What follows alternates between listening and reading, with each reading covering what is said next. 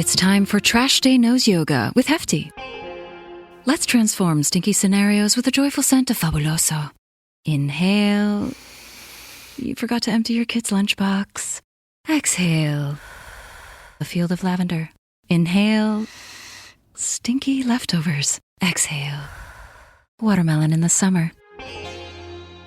That's the power of Hefty Ultra Strong Trash Bags with Fabuloso. Hefty, hefty, hefty! Looking for excitement? Chumba Casino is here. Play anytime, play anywhere. Play on the train, play at the store, play at home, play when you're bored. Play today for your chance to win and get daily bonuses when you log in. So what are you waiting for? Don't delay. Chumba Casino is free to play. Experience social gameplay like never before. Go to Chumba Casino right now to play hundreds of games, including online slots, bingo, Slingo, and more. Live the Chumba life at ChumbaCasino.com. No purchase necessary. VGW Group. Void where prohibited by law. 21 plus. Terms and conditions apply. Season 7 of Son Coaches Podcast is proudly brought to you by Titan Sensor. Season 7. That was my number in high school, so maybe this will be lucky for us. We'll see. You know, I've learned over time that when somebody's talking about something you really don't want to talk about, you just can always throw in there, hey, I knew this guy once, and then just pretty much make up whatever you want to, and they won't listen to it. They'll get off track, and you don't have to talk about the uncomfortable thing anymore. Coach, like we do every week, tell everybody where you grew up and where you're from. Son Coaches Podcast, where not everybody has a funny story, but everybody has a story. Hope you enjoy Season 7 of Son Coaches Podcast. Son Coaches is proud to partner with Titan Sensor for Season 6 and 7. Titan is made in the USA, proudly founded and based in Texas. When you connect with Titan, you are not alone.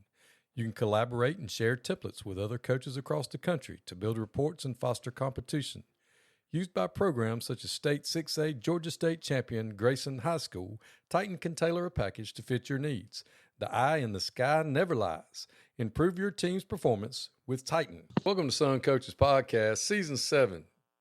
And as usual, on Sunday evenings, to be released on Tuesday, I'm joined by the Executive Director of the Georgia Fired Football Coaches Association, Coach Ed Gafka. Thanks for being on with me.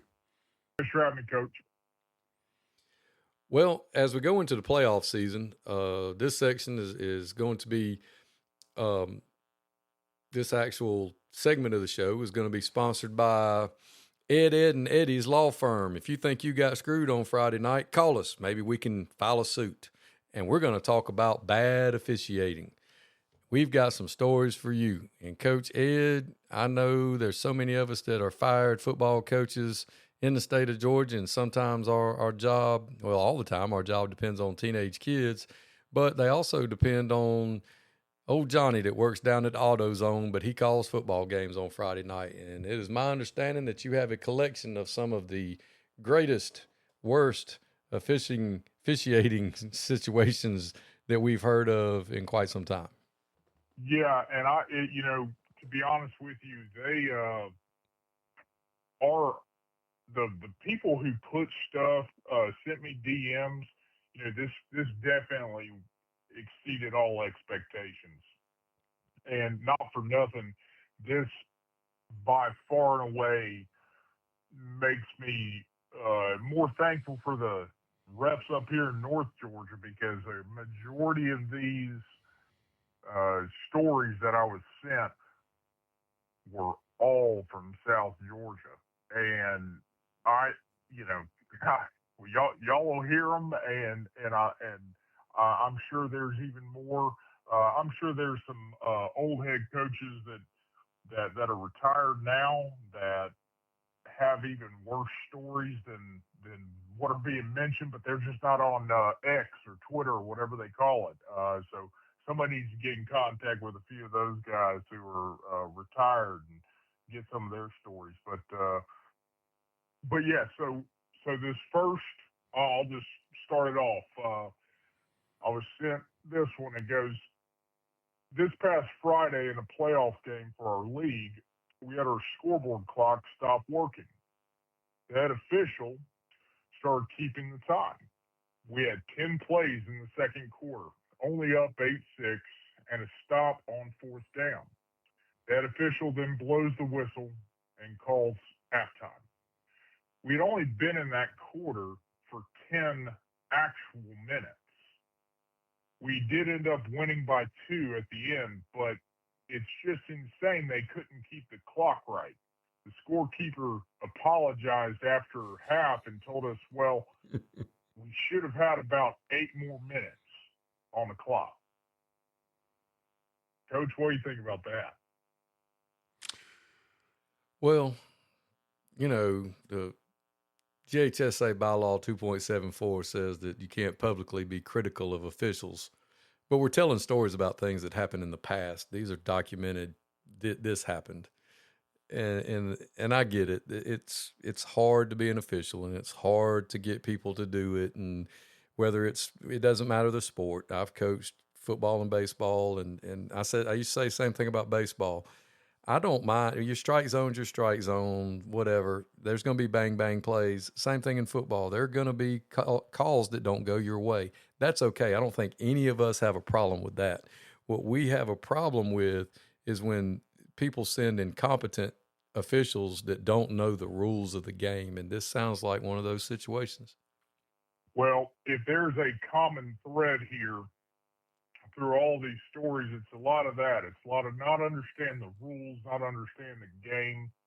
And you know, yeah, all of these are past offenses, obviously, that have left a certain scar on a lot of coaches, and rightfully so. This next one, which I think is pretty well known down in South Georgia, the Gold Leaf Officials Association awarded Bacon County with 3 points for kicking a kickoff through the uprights.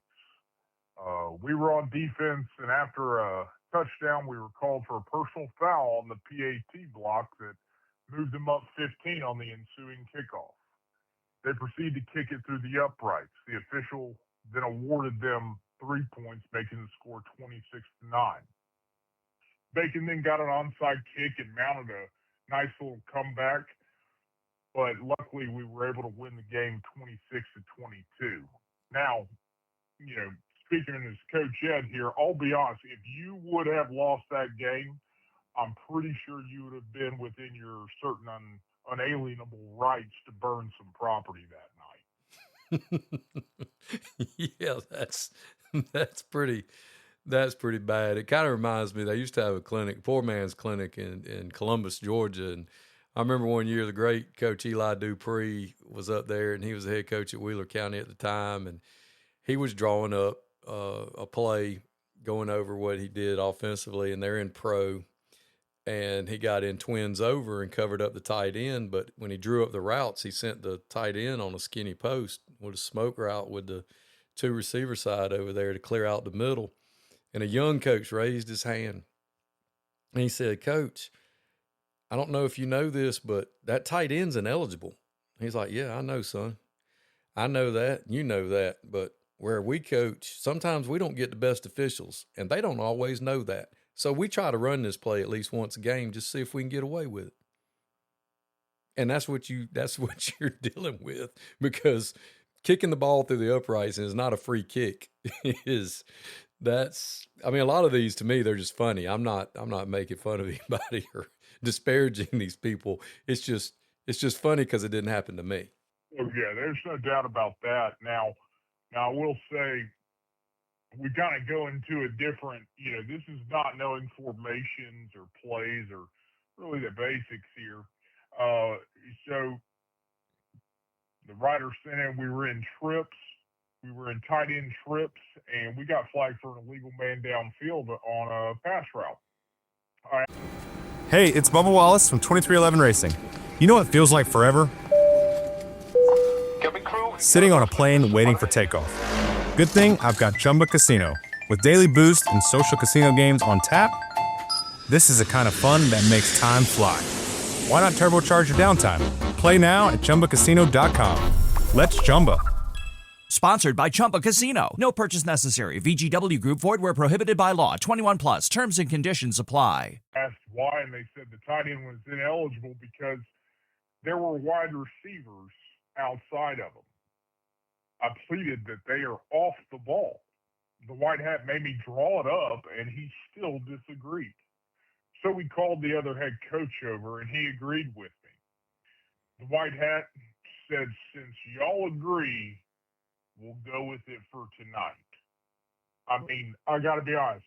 That's the first time I've ever heard of that situation playing out that way. Normally, the white hat is like, stuck in their way. So kudos to this white hat for just being like, hey, if that's the way y'all want to play it, let's play it that way. But wow, again, that's a very basic day one kind of, hey, know who's eligible, know who's covered up kind of rule. So, but again, kudos to the white hat for just going with the flow on this. Well, when I was coaching down in South Georgia, you'd have Thursday JV games, and our league, it was notorious for, and we were guilty of it too, is, you play defense with 12, 13, 14, as many of them as you could get out there and get away with because they probably weren't going to call it. And if they did, you just ran one off and you still had more people than they could block. And, but the misapplication of the rules and not understanding the rules of the game, to me, is the most frustrating thing. Are you going to make bad calls? Yes. They could call holding every play. Are they going to, call back long runs and things like that? Yes. Are there such thing as point control penalties? Yes. But just the total misapplication of rules is something that I think that's a problem. And when you get both coaches agreeing on something, and it obviously didn't go in the other guy's favor, and he's like, no, that is legal, and you're having to explain that to a white hat, and he says that, well, for tonight, you're good. That's just, again, I can only laugh. Yeah, and these incrementally get probably a little bit more egregious and a little bit more worse. So bear with me on it. But so we were playing a game and we had a holding penalty that called back a touchdown. The holding was called on our center after he drove the defender literally 15 yards downfield. He was on skates. The explanation we got from the umpire said, your guy blocked the defender too good. He didn't let him have a chance to get off the block. Now, I got to be honest, that I don't know how the OL coach and anybody else on the sideline of the offense on that didn't come unglued right then and there. Maybe they were just so flabbergasted at that being the reasoning that they were able to keep it together. But that's the worst. Again, I don't know where that is in the rule book. Again, if there's any officials that end up listening to this, even though I'm sure that they don't care too much for myself, I would love for their take on that. Yeah, I was actually told that one time this season that we blocked too good or we blocked too long or whatever, and so I've devised in my grading system. I just tell my guys, my OL kids, I'm like, look, I'm not gonna get real upset if you get called for a holding penalty. To me, it's a penalty of aggression, and I'll take that every day. It's hard enough to try to get them jokers to block somebody.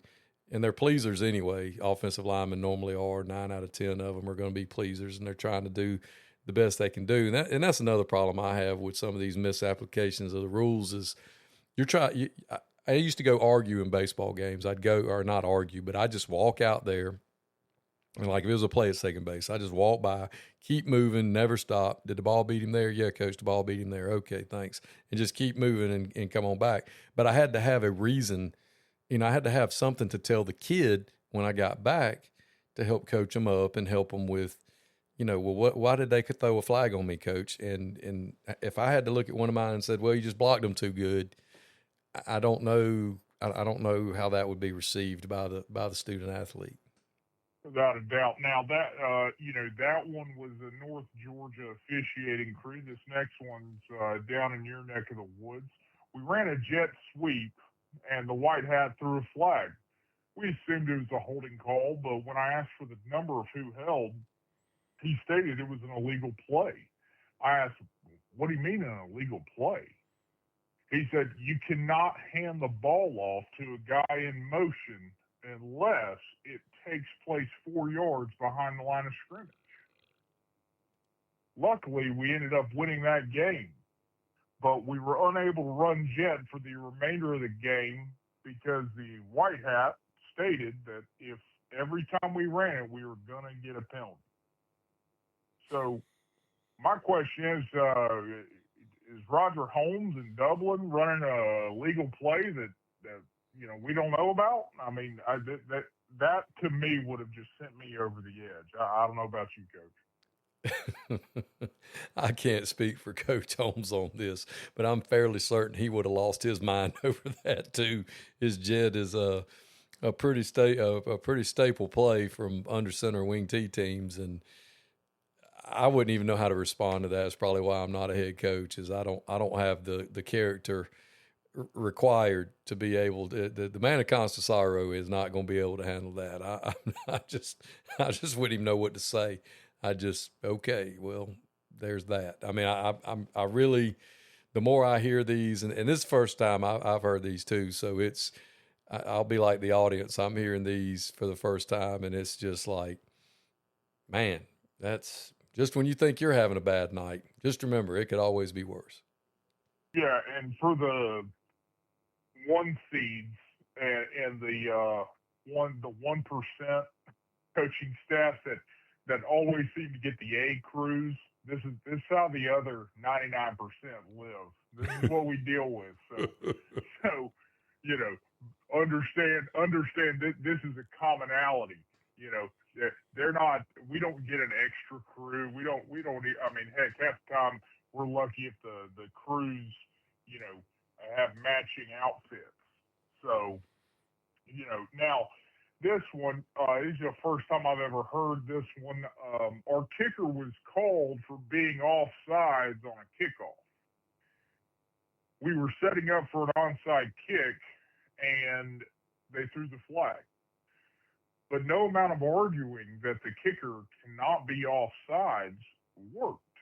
The official organization ended up telling us in the next week that we were in fact correct, and their officials were wrong, and it's also in their training manual, but they couldn't go back and change the result. We still got penalized, and I got to be honest with you, that's one of those times where I think I'm on, Candid Camera or something, a reality show where they're just trying to get my reaction, because if you tell me my kicker, who I probably talk to the least on the team.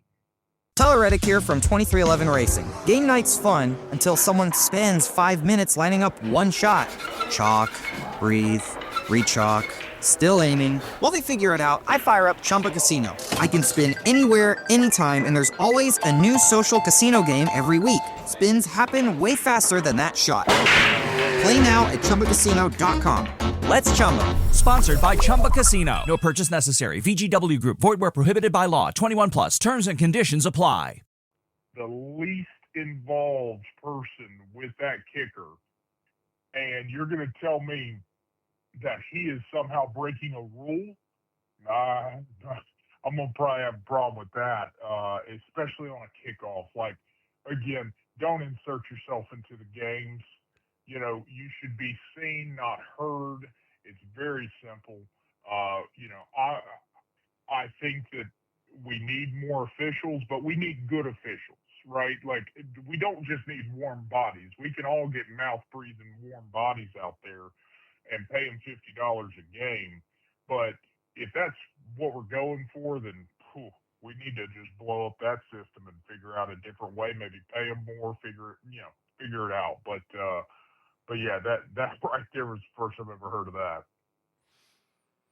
Yeah, as the Georgia high school football and all sports really landscape grows, and we want it to grow, of course, but And it's, the best, we claim it's the best place on earth to play football in high school, one of the best places for high school football in the United States.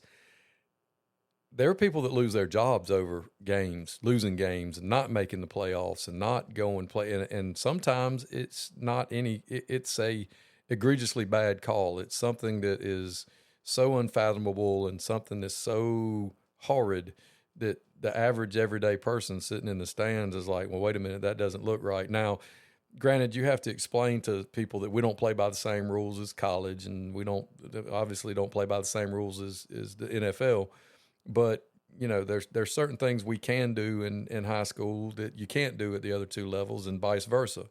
But the fact that some of these calls, especially as we head into the playoffs, somebody's going to get jobbed Friday night, and it's going to happen.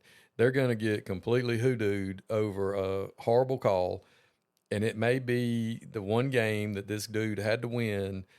His administrators told him, if you're one and done, you're out, and there's no recourse. There's no, like you said, they came back later and admitted that they made a mistake. Well, that doesn't really do me or my kids any good if we lost the game and you banged us because you were incompetent. That doesn't help me one bit at all. I'm still calling Bubba and Earl's moving company because I know I'm always 2 men in a truck away from a better situation in the off season because I got fired over poor calls in a game that cost us, whether it's a region championship or a playoff game. And that to me, that's a problem. That's a huge problem. And that's the thing is, it goes back to why we have these jobs that are open, why we have a bunch of stuff open. And, there's a lot of factors that go into some of these places, making a move from their head coach. Some of them are justified, and some of them are just culmination of terrible things that have taken place, whether it's their best kids getting recruited out or, you're a possession or two away in some key games that would allow you another chance to keep building. And to think that the officials would have any standing on being able to affect your livelihood is we already bet on our livelihood of 14 to 18-year-olds. I don't need to also have to worry about the zebras every single Friday, but that's the world we live in. Now, this next one is in the pregame meeting with the officials years ago, I informed the referee that we had a trick play where we threw a backwards pass to our left tackle. The white hat whipped around and said it wasn't legal. And I said, well, you can throw a backwards pass to anyone at any time. He said, no, that's too deceptive and wouldn't allow it. I mean, I got to be honest. God help this crew, this white hat, if you have a QB who's a magician with his face and bellies that ball and carries that stuff out, because he's going to be throwing some flags all night. We actually ran that play this year, and we had one crew tell us we couldn't run it because of that. And even when we explained that you can throw it backwards to whoever you want to, we were informed, in fact, no, you can't. But then we had another crew that were like, yeah, as long as it's backwards and he's the end man on the line of scrimmage, he's not covered up, you can throw it backwards all the way back to the end line if you want to. And as long as it's backwards. And we did, and we scored on it. So, again, it's just who knows the rules and who doesn't know the rules and the applications of said rules. And although that's a little bit of a weird one, it's not weird to know that you can throw the ball backwards to anyone. That kind of goes into the jet sweep thing right there. I'm still stuck on. I'm still personally stuck on the jet sweep rule. Oh, I'm telling you that one still sends me for a loop, and it goes back to whenever you have those meetings pregame, and I've been in this situation with a pregame official where, hey, we run jet sweep where we toss it in front of us, and so if we drop it like we would, 60% of the time, it's an incomplete pass. Well, no matter how many times we went over that with the officials, it always happened, once a game where we drop it and, they would award the other team a fumble, and I'd have to sit there and say, what did we talk about? It's like dealing with a child, right? Now, what did we already talk about? Did we not learn from, what do we remember? We already went over that. And anytime that they would come at me and, say that, hey, we've got, on that one he tried handing it off. Oh, so he just blatantly didn't do what he's coached to do, and they even made a pocket too. Okay, well, great. Well, we got two left here. 2003 Geisa region game goes to overtime in Savannah. The official gives us 4 downs to score from the 25, but not allowed to get a first down. You have to score from the 25 in 4 downs.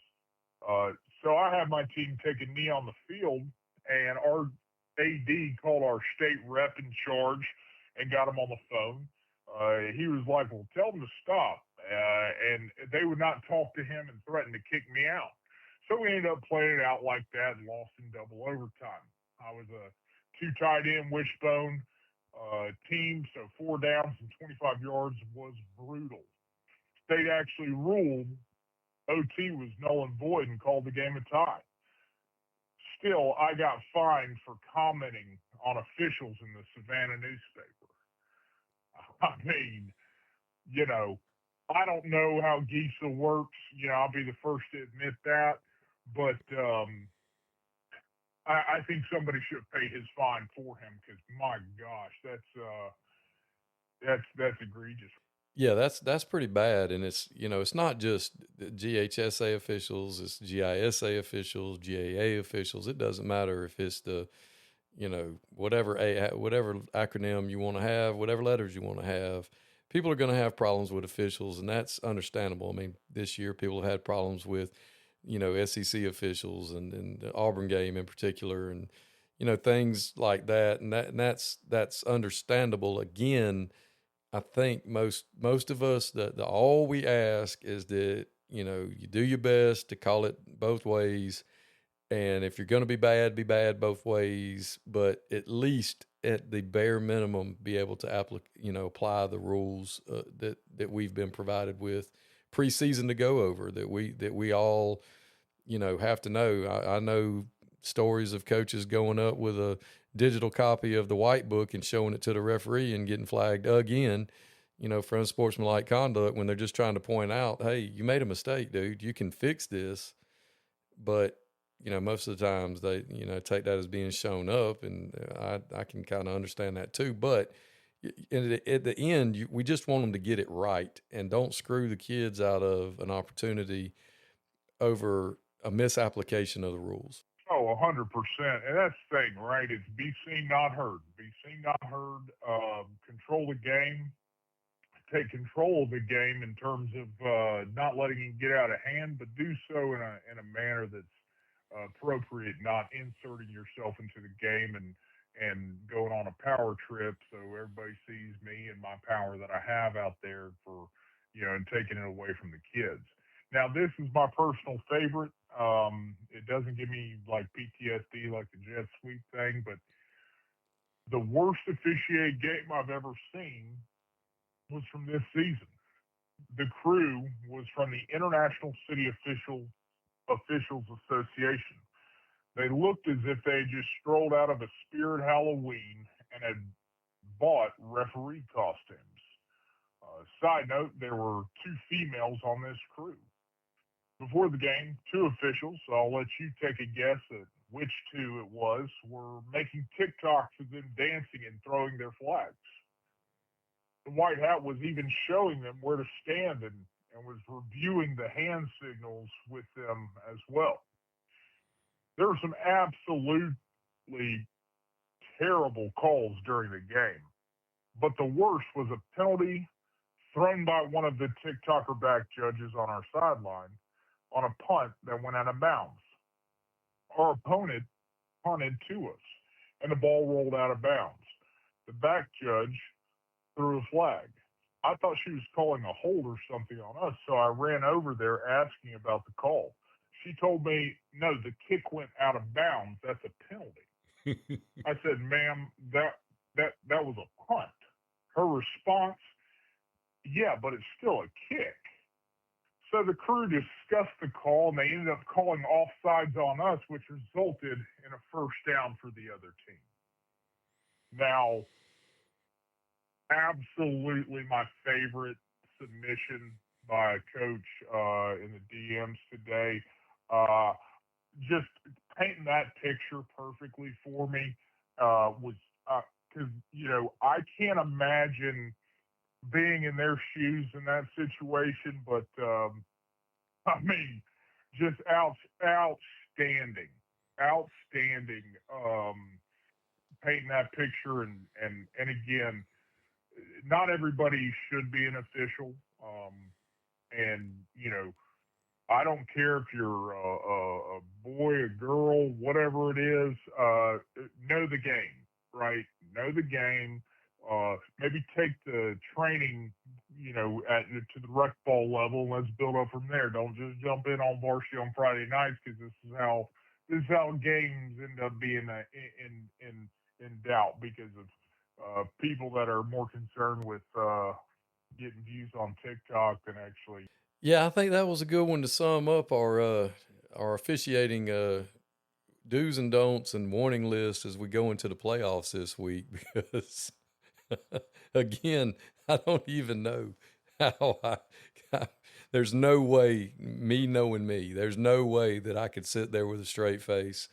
I mean, I could probably keep from going ballistic, but there's no way I wouldn't say something smart to them about whatever. And that last story, and I'll end it on this. We'll move into the next segment, but it just goes to show you that they're going to back each other. That's the other thing that irks me. If you know somebody did wrong, just fix it. It's okay. That people make mistakes. Yeah, we waved it off, or hey, we fixed this flag, or hey, we know it was a punt, not a kickoff. And so there's no flag. Y'all got the ball right there. Not manufacture a call to make this person, they still made the show. They still when they're still getting laughed at. And I hope their TikTok got 1 million plus views and went viral. But anyway, we'll end that segment. And we had some big news from the JHSA last week, as everybody waited with bated breath as the FTE numbers came out. And now we're everybody's had a week or so to try to lobby to move in or out or up or down from wherever they got classified. And Monday or Tuesday, they're going to come out with regions. And so just to remind everybody, this segment is brought to you, as always, when we talk about moving, from Bubba and Earl's Moving Company. Remember, you're always 2 men in a truck away from a better situation. If the FTE numbers didn't fall in your favor, call Bubba and Earl. They'll get you to a place where you got a chance to win, regardless of what region they put you in. Bubba and Earl's Moving Company. So I am sure that Coach Ed has an opinion, at least one, on the FTE and the count and how these things are going to shake out and what's going to happen after these regions are released either Monday or Tuesday. Well, to be honest with you, I think that FTE and Form Bs kind of go hand in hand for me, where I would love to know how people are able to manipulate the numbers to reflect certain things, right? I'm not going to call out every single aspect of some impropriety here that I think is taking place, but you've got schools that have somehow misplaced or displaced 200-300 kids just to kind of stay a little bit low. And again, that would be such a great opportunity for a clinic at Glacier to just, again, you have a Form B in the morning and then you have the FTE account in the afternoon. To me, I think you would get more attendance, and you could set up a booth right there and really get a lot of information. You could probably set up a dang, Titan sensor, tent right there and just get a whole mess of business, because the coaches will be flocking to that thing. And so, from my standpoint, FTE is frustrating because it's taking a look at, obviously, the whole student population, based on whose district where, who's out of district, all that good stuff. And I went in on it on X and put out, just kind of an explanation. If we just did look at it from a football standpoint, I would like to see how the classifications would look based on the average participation numbers each year instead of just that general population. Because if we're being honest, if we're going to this power ranking system already, what in the world do we need regions for? And because they're already going to hamstring me and What's up, Oos? Main event Jay Uso here from the WWE. When it's just me between matches, it's day one-ish. And that means it's Chumba time. With hundreds of casino-style games and new titles arriving weekly, there's always something fresh to try at Chumba Casino. The daily boosts make it even more fun. And have me about to get them all during my downtime. Ready for a fun way to chill out and enjoy a few minutes for yourself? Let's Chumba. No purchase necessary. VGW Group. Void where prohibited by law. See T's and C's. 21 plus. Sponsored by Chumba Casino. Handcuff me with having to worry about my region actually being okay, and I cannot control my schedule but a couple games. I have to schedule for a couple games and then hope and pray to God my region doesn't get boat raced. So I would like to see it from a football standpoint specifically. And again, I know that you have to take every sport into account here, but let's cut the bullshit here, right? Like at the end of the day, football makes money. Football can dictate whatever the hell they want to dictate. So, let's stop acting like girls soccer is about to bring butts in seats and pay for everybody else's stuff. So let's make decisions based off what's in the best interest of the football program, because the football program is what pays a lot of bills and pays for the cheerleading team to go to the competitions and pays for the cross country to go and run, even though they probably should just run to the meets. It'd probably be great training to get them in shape for that. So the reality is I would love to see a more football focused FTE where, again, a team that has 40 kids on it but are going to be in 5A next year, well, that's more like they're a single A program. So maybe they should play teams that are more equal in participation numbers. I think you would get a much better idea of kind of where they're at, because you have some of these IB programs and magnet schools that, yes, they have football teams, but do they really? I mean, come on. Like, I don't really think they do. Well, one of the things that I found interesting, and it was over all the classifications, is that the numbers come out, and there is no that to me, this is one of the hardest things they have to deal with is trying to figure out what the numbers are going to be. I mean, it's really not that hard, because they set a number and they count backwards and they go there. They do single A first and they take them out, then they do everybody else and try to divide to make it as easy as they can make it. But with that being said, it was interesting to me how many classifications have people that are currently in a lower classification and they're going to move up in the next cycle, and they are significantly above the number to move up. Like in some instances, they have 100 children more than they would need, than they could have to play in that lower classification. And if you look, they're probably all pretty successful in the playoffs and favorites to win where they are now, where next year they're not going to be in there. They're getting bumped up. And so you're already competing against a team that has 100 to 150 more students than you do. And if they just pick up 10% of that and they get 10 more football players than you do, that's not equitable. So, I don't know what the answer is. I agree with you on the participation. I brought that up years ago and was laughed out of the building.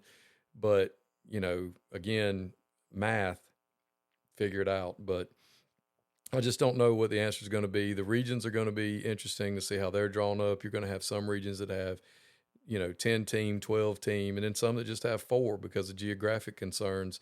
And then these teams are left with trying to fill a schedule with 6 more games. and they're not going to be able to. They're going to have to go out of state, or they're going to have to spend more money because they got to think about power rankings. They got to think about, making sure they get enough wins. The people that beat us, are they going to get enough wins? Are the people that we're going to beat, are they good enough to get enough points to help us out? I mean, it's just it's a daunting task, and I don't envy anybody that has to deal with it. I just thought we'd bring up FTE and talk about that, since it was something that happened last week, and the regions will come out, Monday or Tuesday, and we'll move on from there with FTE and numbers. So it's going to be interesting one way or the other. No doubt about it. I think at the end of the day, regions, as much as I love having regions, matchups and, historical matchups, you can still have all of that. Just go non-region. As in, go do away with the regions so we can actually make our schedule as competitive as possible, since you are going to be judging us on a power ranking system. And ultimately, I think everybody would be a lot more happier. But I hate it for a lot of the teams that are about to just get ready for the next 2 years of, hope to God they only have 4 or 5 teams in their region so they can schedule some wins against half competitive games, because they're about to just get absolute bent over a barrel, for the region games, and they're not going to make the playoffs, and they'll probably fire the coach in 2 years. So, yeah, we'll see how the regions come out, and hope to God it's not terrible. Well, talking about coaches being fired in 2 years, I'm glad that you made that little segue to us into the next segment of the show, which will be jobs this week. Last week we talked about 5 jobs that were open, and in the span of a week we've had about 12 to 15 more jobs come open.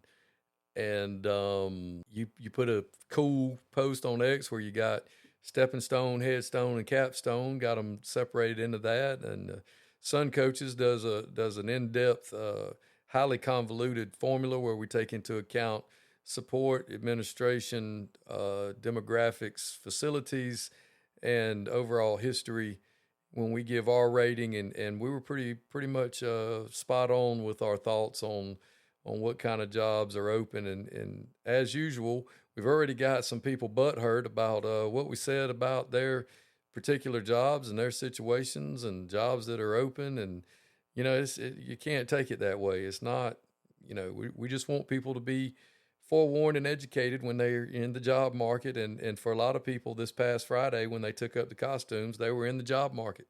They're looking for a better situation, greener grass. And moving up, whatever it is they want to do. They might be like George and Wheezy, and it might be time for them to move on up.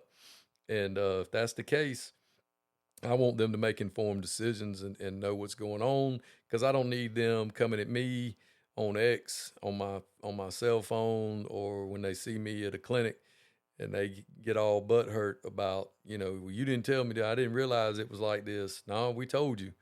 Now, every one of these jobs is going to get filled. I'm going to say that every single week, and rightfully so. And there's somebody out there that's the perfect fit for each one of these jobs.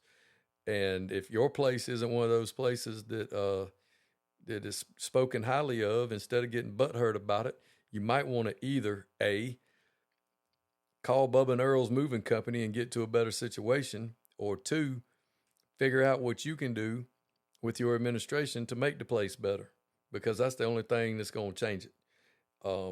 Again, these aren't our sole opinions. These are a collection of opinions that we receive from everybody in the coaching community, as we are fairly well connected in the state of Georgia with the coaches in the coaching community. So this isn't just the man of constant sorrow or Coach Ed's personal opinion. My personal opinions are irrelevant. This is just a collection and a conglomeration of what we have gathered, our data that we put out there. So with that being said, last week we talked about, let me look at my paper, Johns Creek, Bainbridge, Wayne County, Windsor Forest, and Salem. There's been a heap more jobs come open since then, Coach Ed. So let's throw some out there and see what we got. Yeah, and just piggybacking off of what you said, I'm based up here in North Georgia and coaches down there in South Georgia. I'm gonna be the first to tell you that luckily, if you see me at a clinic, you know, you ain't gonna know it's me. Number one, and number two, uh, I'm definitely gonna be a little bit more prejudiced to some of these South Georgia games just because, or South Georgia jobs, just because I don't. I don't love the heat and I don't love the bugs, but it doesn't. It does not mean that again, about 90% of it's going to be the truth with a little bit of satire, thrown in there. So understand it's nothing against your program or your community. It's just the reality is um, there's a lot of jobs in North Georgia that aren't very good, and a lot of places to live in North Georgia that I wouldn't like to live either. So understand that it has nothing to do about you, your trailer, and the walking distance to Walmart. I could care less. It has everything to do with setting coaches up for realistic expectations, because if you don't have those, you're screwed anyway. So jumping right off, we had Mountain View come open. Mountain View is up here in Gwinnett, has great access to athletes. You look at them get off the bus. It's a good-looking football team, but the support from the top down is just not there. And the one common thread with any of these jobs that have been open, kind of early, I put this as a headstone job. A headstone job is one where it's kind of where your coaching career lays to rest. It has nothing to do with your ability as a coach. More times than not, it has everything to do with the other pieces. It has stuff to do with the admin, the athletic director, the community. All the pieces are they all working together? Or are they not? Mountain View is a perfect example of where it's not. I think that it could be a solid job. You're in Gwinnett County. Gwinnett County will pay you pretty well, but don't expect to work with your wife in the same school system or in the same school building. They don't allow that in Gwinnett County because of marriage. But take that up with the highest paid superintendent in the state. And as for anything else up this way, Appalachia, quote unquote, came open. They have put an interim tag on defense coordinator there. Appalachia's, I put it as kind of a cornerstone job just simply because it's a two-school county where, they're the redhead stepchild in the county to Winder. Superintendent decided to handpick the outgoing coach, and he was able to show an improved Appalachia team on his way out. But are you going to be able to get the participation you need, get the community support you need, and are they going to give you time to build and sustain, similar to what Coach Lottie had, kind of consistently? Coach, you got anything to say on those two jobs? No, not really. I'm not you're the North Georgia guy. I'm gonna let you comment on those because I have an obvious opposite prejudice than you as far as North Georgia jobs go. If it's not in the mountains where I can look for Bigfoot, I'm not interested in anything metro. And to me, those two jobs are metro jobs, and that just doesn't really get my attention. Now, I will point out another metro job that came open last week was Riverdale High School. And Riverdale High School, we saw them at OTA this summer, and Coach Deuce Robinson was doing a great job there, getting those kids to an OTA, getting them experiences and trying to do things the right way. And they decided to part ways. And again, there's a common denominator amongst these jobs, and it's the admin, not necessarily in the athletic department, but the building supervisor. And when your building supervisor is not supportive and really could care less whether you ever win a football game, that's just not a very good environment. No, it's not. And there's a few more, North Georgia here. You have, let's see.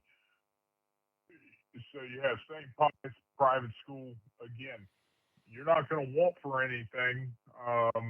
But again, private school plays a different level of football. different kind of football. You can recruit there. Now, St. Pius has not had as much success as they've had, probably as to some of their, private school, rivals, and those things run deep. So again, I think you got to be a special kind of person, to want that job and take on the challenge that is being at St. Pius. But again, you're not going to be able to afford living there anywhere near the school. So look outside the perimeter, outside 285, and come on in, because you're not going to be able to find anything there. And Ridgeland up in the mountains in West Georgia, Northwest Georgia. Coach Tankersley had them in the playoffs back-to-back seasons before he took the Stevens County job. So it has had success. I did put it as a headstone job just because, again, are you able to consistently get kids in the program and have a mountain level of success, right? So mountain schools have, in my opinion, a ceiling. There's not going to be a mountain school that wins a state title, and in my opinion, they just don't have the athletes. Now, you can be really competitive and win 10, 11 football games, and then as soon as,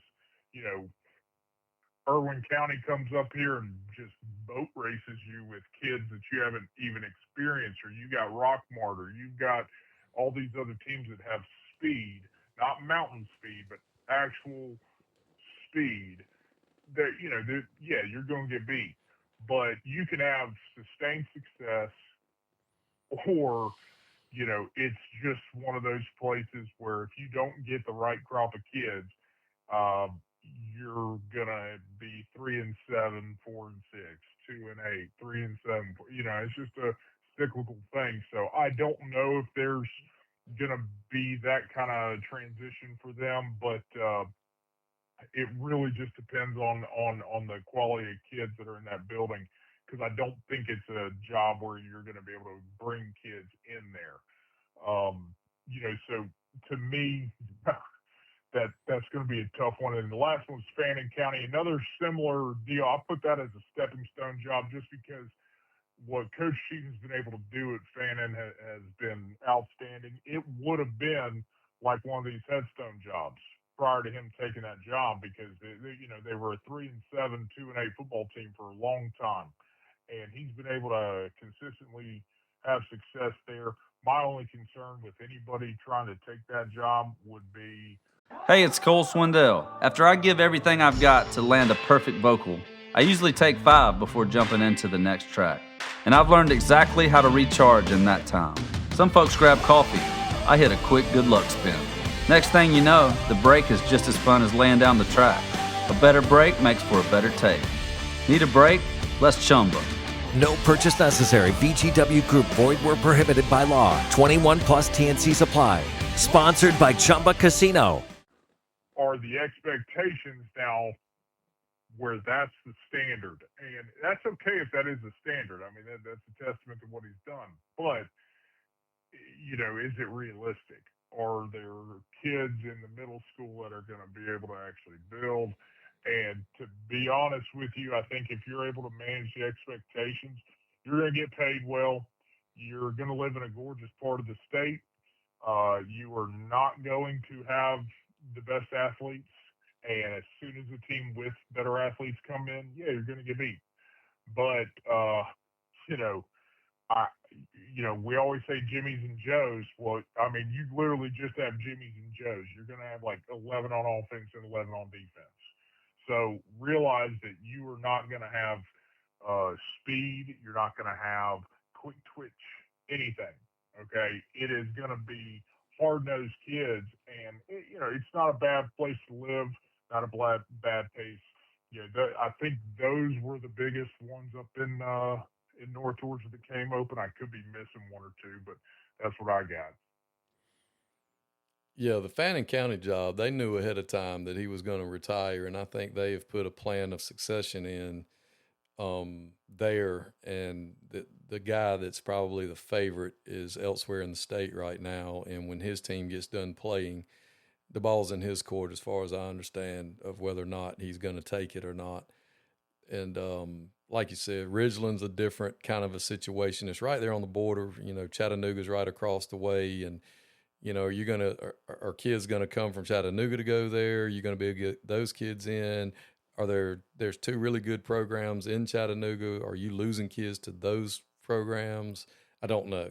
I'm just spitballing here as far as those go, but those were the biggest jobs that came open last week. There were a few other ones, but they were directional city school and just not, Central Macon came open down here near me. Coach Law's one of the finest men you'll ever meet. Great football coach, did a great job. His administrator is from Mississippi and says she was used to winning football games and didn't understand why they couldn't win football games. Well, I got bad news for you, honey. You ain't in Mississippi. You in Bibb County, and you ain't the school in Bibb County. And you ain't going to be the school in Bibb County. And you get moved up to 5A. Get you some of that. So, success can't always be measured by wins and losses of what people do in a program. So, I know that was definitely one that stuck out to me. And, the West Side Macon is coming open. The great Coach Spoon Risper is retiring, and he's just been one of the best guys in the business, one of the best, most well-respected coaches in the business, and he's getting to ride off to the sunset. And, West Side Macon, again, right now the power is at Northeast Macon. And when you're in big systems like that, it tends to rotate like that, and it does happen. So I don't know what they're going to do at either one of those places. It's going to be interesting to see, what they decide to do. Bradwell Institute came open. They're going to be on their 6th or 7th head coach in 6 or 7 years. Maybe it's you. If the same thing keeps happening over and over and over again, then by law of averages, it is highly improbable, not impossible, improbable. It's mathematically improbable that every single person you hire is incompetent and doesn't know how to run a high school football team. Odds are it's upper level administration sticking their nose and their hands in places that don't need to be stuck. Hire your people, let them do their jobs, and get out the way. And as you said last week, tell me how I can say yes. And to me, that's the biggest thing that people need to think about as they go into the job season. And I've always said this, until the playoffs are over, if a job comes open, it ain't very good. It's probably not very good unless it's a name job. And it's just not. I mean, historically, I've been keeping up with this for 25 years, and I'm just telling you, if it's open now, unless the guy retired and he's just being nice and letting them, do their due diligence as they search for the new head football coach, it's not a good job. It's just not. I mean, historically speaking, and by historically speaking, I mean 18 out of the 20 are not going to be very good jobs. Now, again, somebody's going to take them. Everybody's going to fill one of these jobs. And there was another metro school that came open up there last week. I think it was Riverwood. It's an IB school, is it not, Coach? Is it Riverdale or hold on? Hardaway was the IB school. I want to say North Springs was the magnet school in Fulton County, which is with Milton Roswell and all that. So nothing like being the smart school in that and trying to compete with football. Let's see, Riverwood, yeah, IB program, and so. Yeah, I mean, God bless the IB kids. I really start hoping that they end up. I know it's student athlete, but damn, I can't win football games with a bunch of IB students out there. I wish I could. But no, if we're gonna compete with these teams that are in some of these regions, I mean, I might need some waivers for non-IB students. And also, I think there was Union Grove Uh, Again, that's another hit or miss job in Henry County, and Hardaway in Columbus. Uh, Again, God bless you. You live in Columbus, and it's an IB school in Columbus. That's gonna be tough. That's gonna be real tough. God bless you. But yeah, I think that was there. I think McDonough came open just last night, maybe, but I hadn't done the research on McDonough as much, so I'll update the list as we go forth towards the playoffs on Friday and that first round after our lovely bye week. Which segues us perfectly into the playoff situation. We might have a little bit to say about it, maybe not, but we're going to leave this last segment brought to you by Jimmy Joe's Quick Sack. Come on down to Jimmy Joe's and get your blue Takis and orange Powerades as you head to the game this weekend.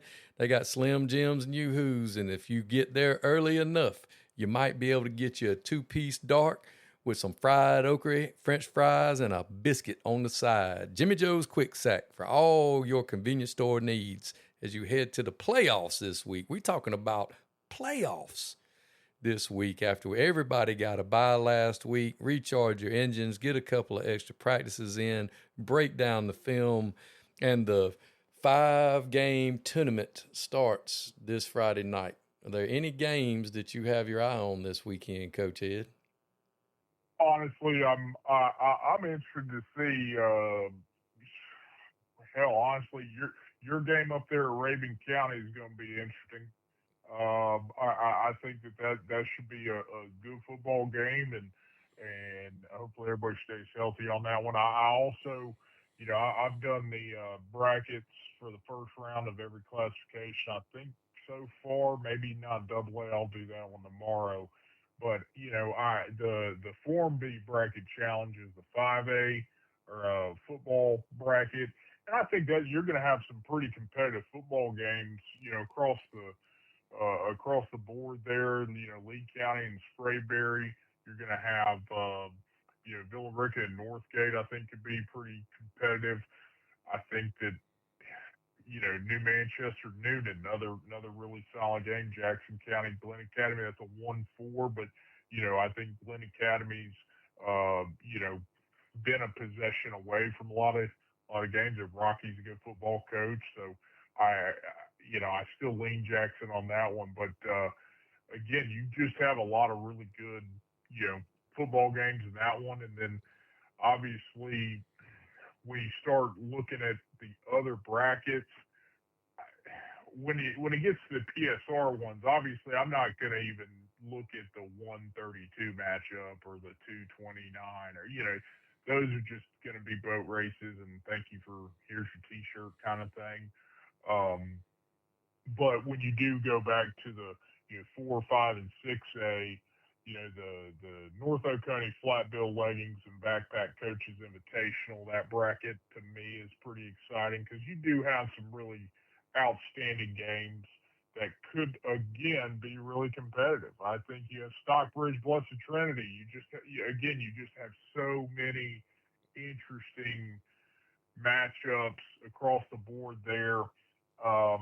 But to me, Ware County's coming up here to Flowery Branch, and that should be a pretty interesting first round matchup because Coach Perry's done a really solid job up here in his first season at Flowery Branch, and obviously Jason Strickland's a hell of a football coach, and they've got it. I mean, Ware County's Ware County, so maybe the cold weather will affect them, but I don't know. Again, there's just some games that I'm very interested to see. You got Eastside from Conyers coming down there to Warner Robins, and Eastside's defense is legit. So Warner Robins, I think, is going to end up winning that football game, but I think it's going to be a lot more low scoring than what people are expecting. So again, a lot of really solid opening games outside of the PSR window, because I think that you're going to have some maybe the 14, 16 games on those lower divisions, but ultimately I mean, I'll watch them, but I'm excited to see us get past this round and move on. Yeah, the only thing I'm going to say about the playoffs is this. I've been doing this a long time and hadn't always gotten to go to the playoffs because I've been at some places that we just weren't very good. And I had everything to do with all of that. I was all part of that. And I want the coaches that listen to the show and listen to the podcast to understand, some of these younger guys that are in the business, they chose well, they got lucky or whatever it was. They got into a good play. They listened, and they're at a place where they always make the playoffs. And there's going to be some teams that play this week that it'll be the first time they've ever made the playoffs. Or it'll be the first time they've made the playoffs since their grandfathers played there, or even, longer than that. Enjoy the ride. You never know if you're going to get to come back. And it is a privilege to get to play that 11th game, that 12th game, and absolutely the ones that follow those. But enjoy the ride, enjoy your time, enjoy every sight, every sound, every inch of the ground, because you never know, it might be the last time that you get a chance to play in the playoffs, even with the expanded PSR with everybody, where we're taking, way more people than need to be going into the playoffs in. It's going to be a great experience for these kids this weekend and for these coaches and their families, and going to parts of the state that they've never been to and seeing things they've never seen, and seeing some kids play or play against some kids that they've seen on X or on Instagram and that they follow and keep up with their stats. So that the only thing I'm going to say about the playoffs is I just hope everybody understands what an honor it is to get to play that 11th game and to practice one more week while the grass is brown. Well, and I think that's a very honest and good sentiment. I will, take this approach as well, that I do feel for some of those lower seed teams that again, it's no fault of their own, and it's probably due to a lot of good coaching and kids doing a great job. But I always put myself in the shoes of these teams that that they're about to have to go and play against a team that is probably gonna put belt to ass, right? And everybody kind of knows it, but I always wonder what it's like in those rooms. When they get back, take costumes off, and now they start spring practice again. They're like, hey guys, if you work as hard as possible, you get an opportunity to go back to the playoffs. And to me, I just want to know, are any of those kids like, well, shit, I don't want to go back to the playoffs. We got our teeth kicked in. That was the biggest abuse I've ever taken. But I understand your sentiment as well, and I think that you got to take them. It's about the experience. I hope everybody experiences a good, competitive, fun experience, because it is special to make the playoffs. It is an achievement. I pray for everybody's safety on that piece, but when it comes to everybody else and kind of moving after, regardless of the result on Friday, you're one of the 32 best teams in your classification. That is a tip of the cap to you, and you're able to play one more game. And the goal from here on out is to keep being able to play one more game. So I wish everybody the best of luck. And if you need anybody to call and yell at and say, well, you didn't pick us, I'll be that guy for you. Feel free. I'll be pulling for you on X and watching on the lovely NFHS network, and I'm sure all the home teams were able to get their GHSA Wilson GST football sent to them. They got 2 of them. Hope to God the rain's out of the way by Friday, or y'all are going to be up Schitt's Creek without a paddle. But again, looking forward to seeing everybody out there in their playoff costumes with their brand new shiny footballs, and I wish everybody best of luck. And that wraps up this episode of Sun Coaches Podcast. I'd like to thank Coach Ed, as always, for being on with us with his unique take on Georgia high school football as the executive director of the Georgia Fired Football Coaches Association. This is the man of constant sorrow, reminding you to coach hard, coach fast, and have fun. Tune in next time as we talk to the athletic director of Oconee County High School, Coach Kurt Miller. He's going to talk a little bit about classification and his story as a coach. We're also going to talk to Coach Marcus Washington, the head football coach at South Cobb. Season 7 of Sun Coaches Podcast is proudly brought to you by Titan Sensor. Season 7. Bubba Wallace here from 2311 Racing. You know what's slower than a pace car? Waiting at the car wash. That's when I fire up Chumba Casino. It turns those slow minutes into fast fun. With new games every week, you'll never get bored. Next time you're stuck in the slow lane, speed up with Chumba. Play now at ChumbaCasino.com. Let's Chumba. Sponsored by Chumba Casino. No purchase necessary. VGW Group. Void where prohibited by law. 21 plus. Terms and conditions apply. If you work in university maintenance, Grainger considers you an MVP because your playbook ensures your arena is always ready for tip-off. And Grainger is your trusted partner, offering the products you need all in one place, from HVAC and plumbing supplies to lighting and more. And all delivered with plenty of time left on the clock, so your team always gets the win. Call 1-800-GRAINGER, visit Grainger.com, or just stop by. Grainger, for the ones who get it done.